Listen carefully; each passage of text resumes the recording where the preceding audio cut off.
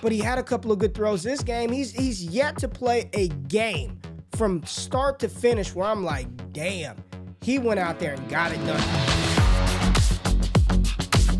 What's going down, y'all? It's your boy Ray G back for another episode of Mock the Mock. This time, I got my brother from another mother in the building, Damian Parson at DP_NFL on Twitter to talk about his latest 2023 NFL Mock Draft 3.0 from DP. We're only talking about the offensive players in this mock. If you want the full thing, which you should, I highly recommend you click the link below. Make sure you're tapped into everything that Dame is doing over here at the Draft Network, and then be following him on Twitter. He's dropping out free nuggets, free gems for y'all over all types of prospects: O-line, D-line, cornerback, running back, quarterback. Make sure you're following DP.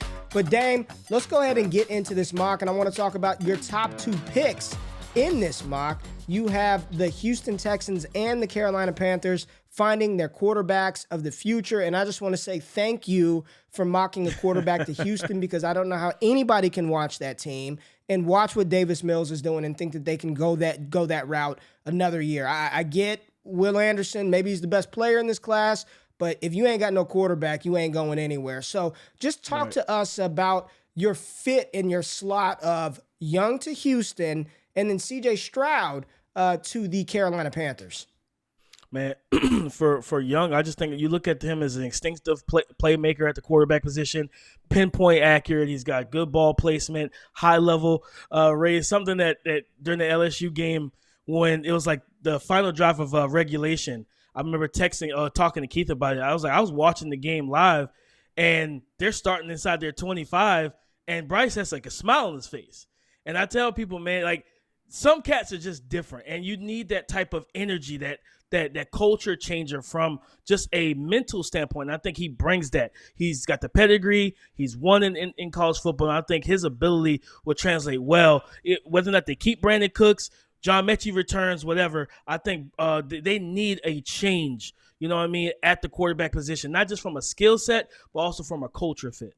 Agreed. And then Carolina, you talk about the culture there. You know for a fact they're not, shout out to P.J. Walker and what he's trying to do. I mean, great story coming from XFL. I get it, man. But they're not rolling out Walker, Baker Mayfield, or Sam Darnold next year. We know they're going to have a new head coach. I don't believe Steve Wilkes is going to get the job. They're going to draft a quarterback. And right now you're saying C.J. Stroud over everybody else other than Bryce Young, correct? Yeah, 100%. I think C.J. Stroud, another accurate passer. He gets mislabeled as just a pure pocket passer. No, he showed last week, even though he didn't have a great day passing, they ran some zone read, and he got out there. He got busy in open field. He was able to make some plays with his legs. He's not a statue, right? So he's got good enough arm strength. He's accurate at all three levels of the field. Does he have some things like mechanically he could work on? Of course. He's a young player that's still growing. But I think with that offensive line that has grown, Ike Ekwonu and all those guys on that front line, DJ Moore and those receivers that they have there, and they continue to build, I think C.J. Stroud is a good fit for what they want to do to really put themselves in the right position to go forward. All right, Dame, as we slide down your mock, man, we got the Chicago Bears picking at 8, and they go get a playmaker for Justin Fields. And that playmaker, the wide receiver 1 off the board in this mock, Quentin Johnston, the big wide receiver out of TCU. DP, talk to us about QJ. Wide receiver 1 over JSN, over Jordan Addison. Really? Yes. That is my wide receiver 1, Ray. And I love Addison too, but when you think about 6'4", 215, sub 4.4 in the 40, projected, and I've heard over 40 in the vert, like the things that he brings from an athletic standpoint, and for me, seeing what they're doing now with Fields and seeing him make the steps, right? Like he's getting better week in and week out. You go get Chase Claypool, you have Darnell Mooney. I looked at this spot, I said, nah, forget it. Let's get one more. Let's go get another guy, right? Where you now have a bunch of interchangeable pieces. And with Quentin Johnston, if you go back to his tape last year, he ran a more diverse route tree last year. This is a different offense that doesn't really ask him to do the same things. Right. So he's a good route runner, big, physical, athletic. I'm like, man, let's go ahead and let's feed Justin Fields some weapons to target downfield, man. Any thought of slotting an offensive lineman in here? Because they can use anybody across that front 5. I know that had to be a little bit of a thought for you as well, just to protect him. But to your point, I think you just surround him with weapons, man. You surround him with weapons. You give him an opportunity to get the ball out of his hands a little bit quicker, to push the ball downfield. And I do think Quentin Johnston, along with Claypool and Mooney, this goes from arguably one of the worst wide receiver rooms in the NFL to a very serviceable one with dynamic playmakers. You got Green Bay here at 9. Well, actually, you don't have Green Bay at 9. Green Bay has themselves picking at 9 because they are not very good either, and they lack DP. I don't know if you watch the games like I do. I think you do. Mm-hmm. Sammy Watkins has no business running a route in the NFL right now. None. Amari Rodgers isn't that guy. Romeo Doubs, complimentary piece, but he's no one. And Allen Lazard, I give Allen Lazard a lot of credit. He's played a lot better than a lot of people gave him credit for, but this doesn't mean that they don't need a receiver. And you've got Jackson Smith and Jigba. Here's your wide receiver 2 slotted to Green Bay. Talk to us about this guy, because he's only got 5 catches on the season. We know he's dealing with a hamstring injury. I've asked you this repeatedly. Does this concern you that he hasn't put anything on wax this season? And unequivocally, you've told me, no, I saw what he did last year, and I'm comfortable with him. Is that the same sentiment that you have today around Jackson Smith and Jigba here at 9? Yes, sir, man. I feel the same way. Like, I look at him as a route runner. He separates. He's a natural separator, really good player. He's just bugged by this hamstring injury. And for me, I'm going to be honest with you, Ray, I feel like he should shut it down. Like, because this is a soft tissue injury. You can keep trying to come back, but every time you try to come back, you can make it worse. Just go ahead and shut this bad boy down until draft season, where you can work out and test for teams and do the 3-cone, the short shuttle, and things of that nature. And for me, when I looked at this fit, Ray, I thought about, all right, you have Romeo Doubs, you have Christian Watson, 2 big body, explosive vertical receivers who are going to need time to continue to progress. And then you slot JSN into the slot, right? Like, you put him right in the slot and let him be the, not going to call him Julian Edelman because I think he's, a better athlete than that, but you put him in that type of role for Matt LaFleur's offense, where he's the point. He's the guy that gets the first downs. He's the chain mover. When Aaron Rodgers feel pressure, he could be that outlet, get the ball out quick, and allow it to just happen like that. When then teams start to key in on him, how teams will key in on Edelman, and then you will get Gronk up the seam. You'll get whoever's outside vertical, and you can do the same things with those young playmakers outside. So I was thinking about making a more well-rounded receiving core for Rodgers. My bigger question to you is Aaron Rodgers going to be there to throw them the ball? That's another topic for another day, but we'll see how that plays out. We might have to call State Farm on that one.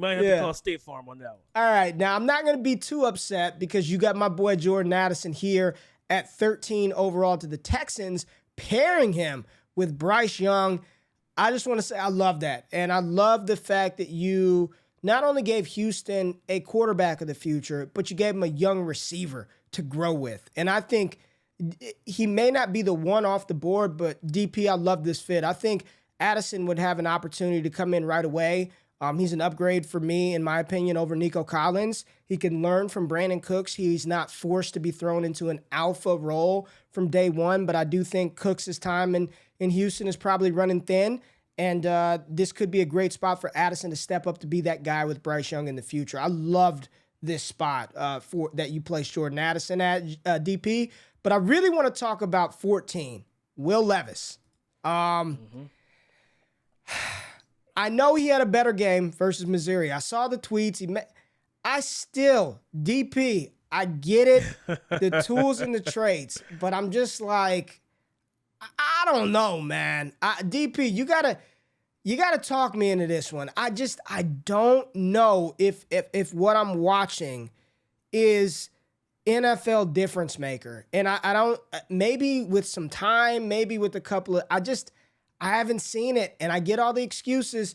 O-line is bad, the weapons are young, but I've been thirsting for more from Will Levis this year, and I feel like we're making excuses, and then we're just saying, oh, but he had a couple of good throws this game. He's yet to play a game from start to finish where I'm like, damn, he went out there and got it done. Say what you want about Anthony Richardson. He's had his ups and downs, but he's also had games where I'm like, all right, that's a game that I can point to. Bryce Young, that's a game that I can point to. CJ Stroud, that's a game that I can point to. Will Levis, you're getting some plays here and there, but overall, just talk to me about this at number 14 overall. And I'll just say the reality is, DP, everything that I'm reading, they're saying that NFL execs don't care about how he's playing. He's still going to be drafted high. So it's just like, he's going to be drafted high regardless, right? Right. No, 100%. I think for me, I'm 100% with you, Ray. Like, that's why he wasn't in my top 10. That's why he wasn't one of the first quarterbacks off the board. We talk about the traits all the time, but he does have the Superman traits, as I like to call it, but I haven't seen Superman come out of the booth. Every time he steps out, I might see a S somewhere on his chest, but I don't see the full uniform. You don't see the right? full joint, right? Yeah, he's not opening it up. Yeah. He's stepping out of the phone booth as Clark Kent more than Superman, and I don't like it. But for me, I think the fit for Indy, right? It's a small market, so it's not a lot of pressure. We see that with Trevor Lawrence in Jacksonville, right? Like when you're not playing well, people don't care. You know what I mean? Like when you're making some great throws, then people put your clips up. So, like, for being in Indianapolis, and this is a team that needs to finally say, no more veterans. We need to reset at the quarterback position, and let's get a young guy in here, and Will Levis can go in there. I think with Jeff Saturday or whoever's going to be the coach, I think the offensive line will eventually get back to what we were used to seeing. Jonathan Taylor will be healthy next year. They have some young pieces at the receiver position. And I think with Will Levis, I expect whoever is going to be calling plays will not do what Kentucky does. And I know for a fact Kentucky does not want him to run the ball. They will implement some of the zone read and stuff like that. So I think he'll have time to develop because, again, that's not a big media market. Yeah. When we think about the Indianapolis Colts, we think about Peyton and Andrew Luck, and then we think about the Combine. You know what I mean? We're not really keying into We think about the Indy 500. I'm thinking Indy 500. I'm thinking NASCAR, man. We're thinking about those things, man. We're not even like, man, the Colts are – nope. Like, we gave them some love this year, and they threw us under the table. Like, yeah, we're not there yet. So I think this would be a good spot for him to quietly develop. Okay, I like it, DP. Let's scroll down later in your mock at 21. You have the Chargers taking the tight end one in this class, Michael Mayer. And then you've got Baltimore. I love this pick. Getting Lamar Jackson. They need another guy. Kayshon Boutte falling to 22. I think this is a great spot for him. Really quickly, just touch on Michael Mayer and his fit with Justin Herbert, and then Kayshon Boutte with Lamar Jackson. Man, I mean, you give Justin Herbert a guy that can roam the middle of the field. He runs good routes. He's really sure-handed. And he's just a really good football player. He's not going to pop off the charts as an athlete. But, man, you're talking about just going out there, doing your job, and getting it done. Michael Mayer can do that. For Kayshon, man, I look at it. You got Rashad Bateman, who will be, coming off of the injury this season. Devin Duvernay has made some strides and stepped up.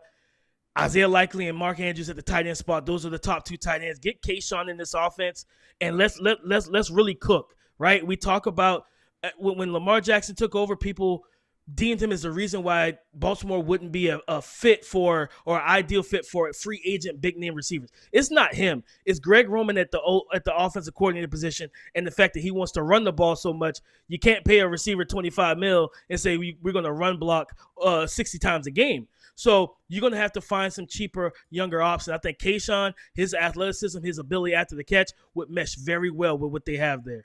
I love that pick. That might be my favorite pick in this mock from you from an offensive skill position standpoint because it makes so much sense, right? You At some point, man, you can't keep I get it, but they're rolling out Deshaun Jackson, Demarcus Robinson. I like Devin Duvernay, but he's a complimentary asset at best, right? James Prochet, I like him, but he's a fourth, fifth option, man. They can't continue to waste the talent. Every year that goes by that they don't invest in playmakers is a wasted year of Lamar Jackson. You can't do that. I love that fit for Kayshon Boutte. You've got Kansas City selecting a wide receiver as well. Zay Flowers showing the Boston College wide receiver some love to Kansas City. Does this mean that Sky Moore is not going to pan out? What does this mean, man? Juju's playing well. You're putting a receiver in Kansas City. You know you're going to have to answer questions, DP. What does this mean? To me, I just looked at the roster and the contracts. I'm like, man, they got 3 expiring contracts at the receiver position. I've been tweeting it like crazy. Re-sign Juju. I want them to re-sign Juju. Please re-sign him because he fits so well with what Mahomes can do. He's an outlet and a safety blanket for him when you can't get to Travis Kelce. But I think Sky Moore is going to take steps as he learns his offense and get that chemistry with him, with Mahomes. They trade for Kadarius Toney. We got to see how that pans out, you know what I mean, at the end of the season. I think we saw it with Tennessee's secondary being able to play so physical and tight defense and coverage. Go get a guy that's explosive before and after the catch. Zay Flowers is having quietly one of the better seasons in college football. When we talk about draft prospects at the receiver position, he's balling. His quarterback is a different story, but he is actually playing very, very well. And I think about getting him in this offense with Sky Moore, hopefully with Juju. MVS is paid, but he's not really a factor, right? So let's get some more weapons for Patrick Mahomes. All right, I do this every mock just because it's my team, and you have my Cowboys taking Eli Ricks, and I don't like it. I don't like it, DP. I don't like it. I don't know if you're being funny here, but I don't like it, DP. But we're not going to talk about that today. I'm just letting you know I don't like it. But I do love the New York Giants getting Daniel Jones. No one's saying he's some world beater, but if Daboll is able to get the best version of Daniel Jones out of him, which we've seen, I think he's serviceable. I don't think they have to fool, at least for another year. I'm not saying long term, but at least enough to say, all right, we don't have to invest in a quarterback this year. Let's get you some weapons and see, because that is the worst wide receiver room in the NFL. When you're throwing to David Sills, Richie James, nothing from Kenny Golladay, and I like Wan'Dale Robinson, but they need somebody else. You've got somebody that nobody's talking about right now. So hit us with Rashee Rice, wide receiver out of SMU. Man, I think he's a 3-level receiver, Ray, that runs good routes. He's got ball skills, and he's got a nice, dense frame. He got a good catch radius, and he has the potential to be a wide receiver one for this offense, right? A guy that can get vertical, like I said, work all 3 levels, and give Daniel Jones a reliable weapon that he can play with. And again, like I said, you re-sign him for a year, and then you look at see what's happening in 2024. You don't have to hedge your bets, and you don't have to give everything to him. You don't have to pay him for 3-4 years. Just give him a 1-year deal and let him prove himself, right? See if he can grow with Daboll, but at least give him some weapons so that you can go ahead and, as an organization, mark yourself out and say, we've done what we needed to do.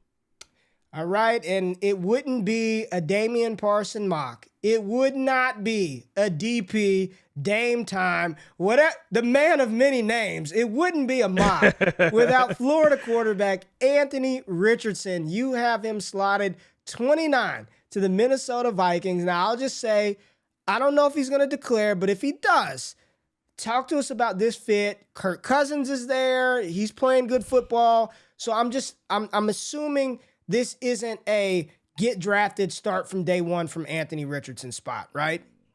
No, sir. No, sir. Not at all. You have Kirk Cousins, who's playing good football, and he's signed through 2023. He's got a void year after the season for 2024, right? So for me, and he's about 35. He'll be 36. Yep. He's getting up there. You need an answer. You need an option for after him, and I don't think I couldn't comfortably say, I'm going to pay him 3-4 more years. Like, I'm not there, right? And when you look at this interior offensive line, it's struggled. It hasn't been great. He's not a mobile quarterback. I love Kevin O'Connell. I love what he's doing, and these guys are rallying with him. I love the offense that he's running. And I just imagine in 2024 having a 6'4", 235-pound quarterback with an elite arm who runs a 4.4, 4.5 with Dalvin Cook, Justin Jefferson, KJ Osborne, TJ Hawkinson at tight end. They're more than likely, I'm expecting to add another receiver at some point as well. Man, I think about the opportunities, and with possibly Aaron Rodgers walking away from Green Bay, it's your time to become the men of the North. Not just the man of the North, the men of the North. And Minnesota, I think this is the pick for you. I love it, man, and I agree with you. I mean, Cousins is good, man, but they've where NFL teams seem to fail, DP, is when they don't have the succession plan for the older quarterback, right? And I get it. Right. They're prideful. Why are you drafting a guy when I'm here? Dude, you're 34, 35. That's why we're drafting a guy. Like, even if Kirk hanged on for another 2 years, like, I don't think that's a bad thing for A-Rich. It's a great organization, a great system. The weapons would be there. I think he'd play earlier than that. I think, like you said, it'd be like probably the 24 season where he'd get in there. But I think that'd be an awesome spot. And he'd be in a dome. You know, I know it's cold out there, but he's in a dome. You get him versus Justin Fields twice a year. Man, what more can you ask for? What more can you ask for? All right, DP, I appreciate you dropping by, hanging out with us, and discussing your mock. Again, my favorite selection from that. The fit just seems so well. I love Boutte to Baltimore. Let me ask, is it Boutte or Booty? Every time I'm watching, they're calling, is it Booty? Bro, I thought it was Boutte. Like, I thought the whole time. I hear them say it on the broadcast. I'm like, is that right? Like, Yeah. I need him to come out and explain how to say his name correctly. Yeah, we need. However you pronounce it, 22 to the Baltimore Ravens. Damn good pick there by DP. Make sure you tap the link in the description to read the entire mock, his descriptions of why he had players mocked the way they were. No Bijan Robinson, no Jahmyr Gibbs in this mock. No first-round running backs for the RB lover, Damian Parson. But for the Draft Network, for Ray Garvin, and for DP, make sure you're following him at DP_NFL on Twitter, dropping gems 24/7. We are out of this thing. We're out. Peace.